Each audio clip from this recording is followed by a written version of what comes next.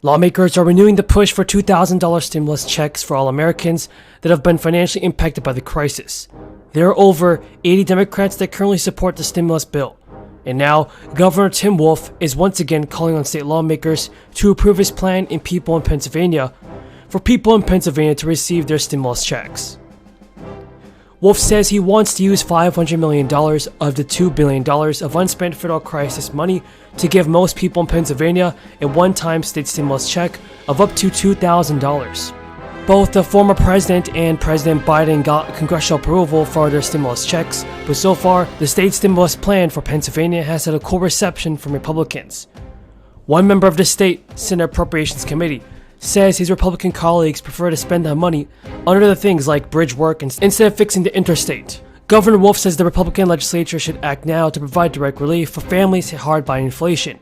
Minnesota Representative Ilhan Omar, a Democrat, has also introduced legislation that would establish a federal universal basic income system. Under the proposed 5-year pilot program, U.S. adults earning under $75,000 would receive $1,200 per month and $600 for each dependent child. More than 80 Democrats in Congress have supported further stimulus cash payments. 21 senators urged President Biden to support a fourth round of checks in a letter. The lawmakers argued that the federal payment of $1,400 is just not enough to help low-income families struggling under this time. So as car travelers embark, gas prices may shock them, even if they went to the pump just a few weeks ago. According to data compiled by AAA, the average price of a gallon of gas on Friday reached nearly $4.60. Up some 46 cents since a month ago. For the first time, the average price for a gallon of gas exceeded $4 in all 50 states. Gas prices could rise even higher over the coming weeks as the summer travel booms brings more people to the pump. Industry analysts told ABC News that the spike in demand coincides with a shortage of crude oil supply. Meanwhile, a long-standing oil supply shortage endures from the crisis-induced shutdown that hasn't caught up with a bounce back in the demand. The reasons for high gas prices go back to the outset of the crisis in spring 2020. As people isolated themselves at home, car use and gas consumption plummeted. The average number of daily personal car trips taken by auto owners fell by 45% back in April 2020. But by March of this year, oil demand had fully recovered to pre-crisis levels. The crisis-induced lag in oil supply has coincided with the ongoing crisis without their usual supply of crude.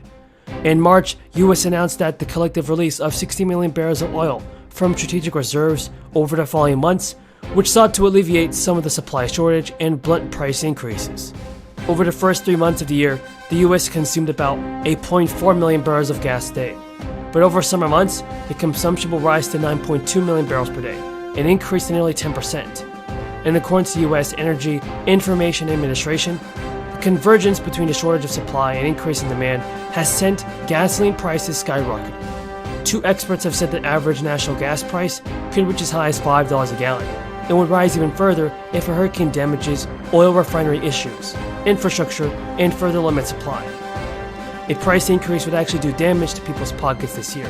Anticipating a price increase over the summer, the Energy Information Administration predicts that the average household in America will spend about $33,000 on gas this year, which is adjusted for inflation. Folks, what are your thoughts on this? Will President Biden do something to help the American people out with stimulus checks? Come in.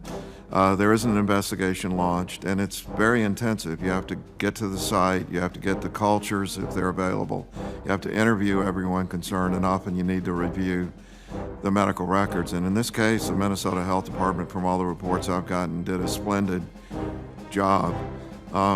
The problem is it was one case, and it was Chronobacter positive, but Chronobacter, for example, is found in up to 15% of sponges in kitchens at home. It's a ubiquitous organism. It's not necessarily. So that case was very well documented. And was it linked to the formula? It was. I mean, they suspected a link. The infant had ingested that formula, so Right. it was a matter of concern.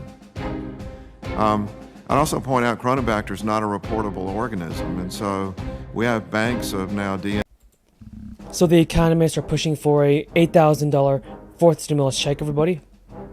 This will be a one-time inflation relief check and these checks could be automatically deposited to eligible households and Americans that receive the monthly benefit checks.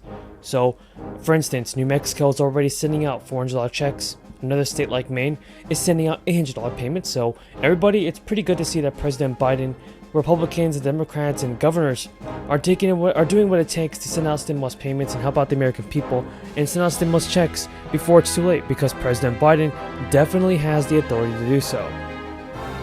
We're just waiting on President Biden to take some action. But now, a total of 3 rounds of stimulus checks were deposited into people's bank accounts over the past several years in order to help people and shield people from the devastating effects of the crisis. But the crisis has not stopped affecting millions of people's lives. For instance, Americans will spend thousands of dollars in extra money this year, in part due to the after effects of the crisis. And many are hoping from the federal government that they will take action to help defray the big expenses with another stimulus payment. Since the crisis has led to surging inflation, which has impacted many families and senior citizens. Factors that are causing inflation to be at a 40-year high. Crisis-related supply chain disruptions and increased demand for goods and services, and following an extended lockdown are 2 of the leading reasons why prices have gone up so much this year. The U.S. Congress actually said that in a report they showed that how much prices have risen for the typical household, and the numbers are not good. It's bad, everybody. According to the data, even if prices stop going up for the rest of the year, the inflation that has already been happening means that the average American household has already paid around $10,000 more in the past 12 months for these overpriced goods. That's a huge sum of money, and it's the money that most people cannot even afford, especially if their jobs are disrupted or stagnant. And with Americans out of so much cash, many people believe the federal government should step up to provide checks that would cover these costs and losses.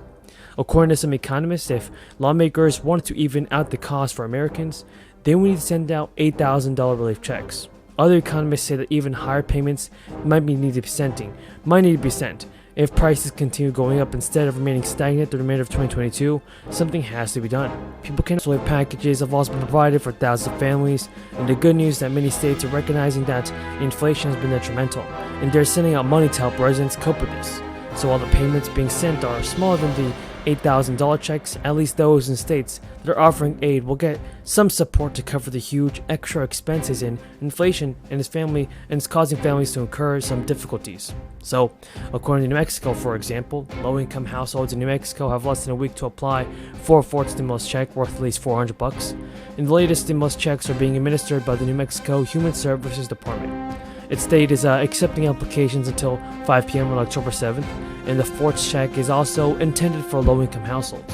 A spokesperson said that depending on the number of eligible applicants, the funds can be distributed accordingly, and our hope is that we get a good amount of applications in so we can serve them and help out the people that need the checks the most. So it's good to see that some states are actually doing some good action and sending out stimulus payments. Good to know. So here, everybody, this is what you want. This is what